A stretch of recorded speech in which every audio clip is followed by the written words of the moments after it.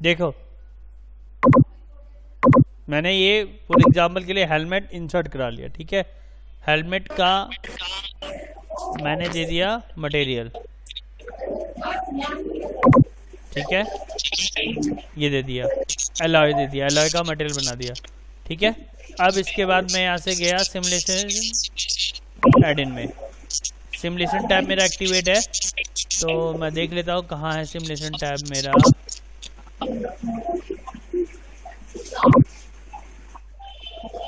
ये रहा। अब यहाँ से मैं गया स्टडी एडवाइजर में, ठीक है, नेक्स्ट किया। अब ये स्टडी देखो अपने आप है, या तो अभी तो पहले तुम सीख रहे हो तो स्टडी एडवाइजर से चलना हमेशा ध्यान रखना, ठीक है। ये इसके टर्म्स कंडीशन है। अब स्टडी की स्टडी जैसे क्लिक करोगे, क्योंकि हम जो स्टडी कर रहे हैं रुकी हुई ऑब्जेक्ट पे कर रहे हैं, तो इसलिए इसका नाम स्टैटिक स्टडी है, ठीक है। माइक अपना बंद कर लो, कोई मेरी आवाज ही मुझे सुनाई दे, ठीक है।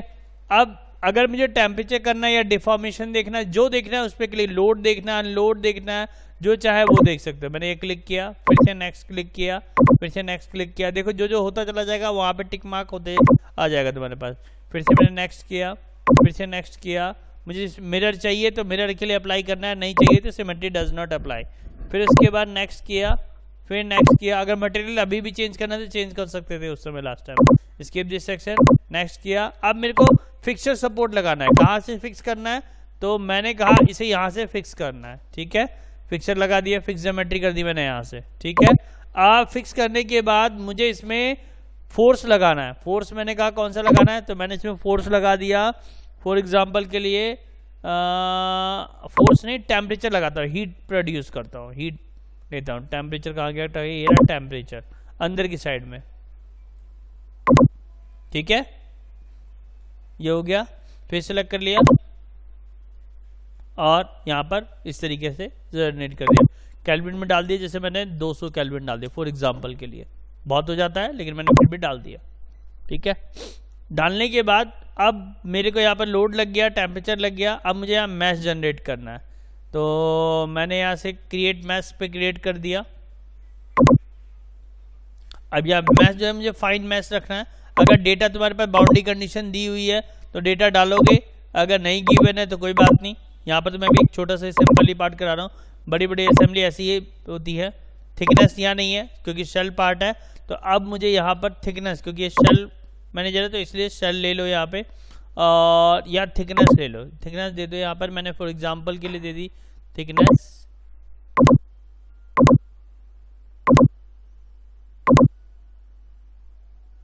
mm में ही दे दिया, यहाँ दे दी 5 mm की थिकनेस, ठीक है। और पूरे कंप्लीट बॉडी पे अप्लाई कर दिया, ठीक है। अब इसमें 5 mm की थिकनेस अप्लाई हो गई है। अब मैं यहाँ से मैश जनरेट करने जा रहा हूँ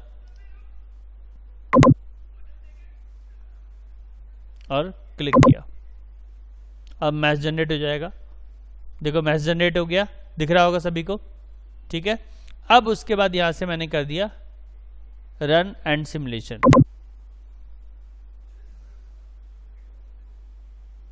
ये देखो क्या इफेक्ट आया इसमें, देखना जरा, ये इफेक्ट आएगा। अगर तुम ऊपर से टेम्परेचर लोड लगाते हो तो बॉडी में इस तरीके से डिफॉर्मेशन आएगा। अब इसका स्ट्रेस देखना चाहते हैं तो देखो स्ट्रेस सबसे ज्यादा कहाँ पड़ रहा है, ठीक है, ये रेड वाले जोन एरिया में ऊपर में। डिस्प्लेसमेंट सबसे ज्यादा कहाँ है, तो नीचे वाले एरिया में, ठीक। स्ट्रेस स्ट्रेन दोनों इक्विवेलेंट होते हैं, तो उसी हिसाब से यहाँ देखो इस वाले कर्वेचर पे पड़ रहा है। स्ट्रेन का डिस्प्लेसमेंट भी देखो, दिख रहा होगा, ओरिजिनल ये रहा, और जो मोड़ के अंदर जा रहा है वो ये रहा एरिया। तो इस तरीके से यहाँ पर ये रिजल्ट निकल गया। रिजल्ट निकलने के बाद सबसे इंपॉर्टेंट होता है कि यहाँ पर तुम्हें रिपोर्ट देना जरूरी होता है। तो मैं यहाँ रिपोर्ट में गया, पहले मुझे अप्लाई करना है और फिर पब्लिश करना है। खुद ब खुद तुम्हारे सिस्टम में वर्डपैड की फाइल होगी, तो ये खुद ब खुद तुम्हें जनरेट करके उसकी रिपोर्ट दे देगा। देखो अभी जनरेट कर, कितना वेट रहा, कितना इक्विवेलेंट, क्या ग्रेविटी, क्या वगैरह वगैरह, जो भी तुमने एनालिसिस करी है सब व्यू के साथ, इमेज के साथ सारी चीजें तुम्हें करके दे देगा। सर पूरी रिपोर्ट बना देगा? पूरी रिपोर्ट देखो अभी तुम्हारे सामने है।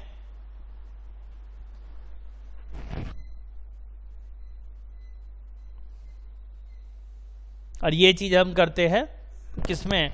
एनसिस वर्कबेंच में सबसे ज्यादा यूज होता है। एनसिस करा ही इसीलिए जाता है। इतनी सी छोटी सी रिपोर्ट के मैं 40-40 हजार रुपए लेता हूं। देख रहे होगे थिकनेस कितने mm दिया था? 5 mm दिया था। देखो यहाँ मेंशन है। वेट कितना हो गया इसका, वॉल्यूम कितना हो गया, मास कितना हो गया, सब लिखा हुआ है यहाँ पे। ठीक है, एलॉय स्टील लिया था, कौन सा लिया था? 1060। ठीक है, उसका टेंसाइल स्ट्रेंथ क्या था, यील्ड स्ट्रेंथ क्या था, इलास्टिसिटी मॉड्यूलस क्या था, पोजीशन रेशियो क्या था, मास डेंसिटी क्या था, शियर मॉड्यूलस क्या था, थर्मल एक्सपेंशन क्या था। ठीक है, ये इस तरीके से।